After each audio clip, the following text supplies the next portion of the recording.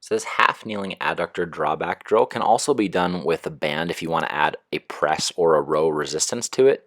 But the main focus here ultimately is we're doing this to try to get more balance between the left and right sides of our body, particularly as it relates to our lower body exercises.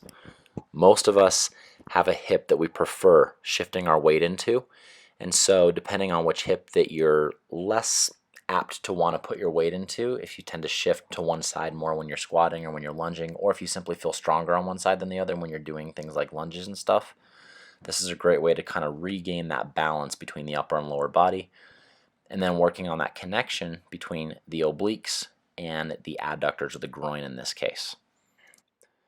Now, preferably what we're able to do here is have a heel reference for that back foot, so you have a wall behind you or something to push that heel into, just so that you can keep the hip extensors on that side working and get those glutes to engage. And then on the front leg, we want to make sure that we're at least grounding ourselves through the inside of that heel so that we can really feel the groin muscles engaging. Sometimes putting an implement between the back knee and the front heel, like a medicine ball, can be helpful for that.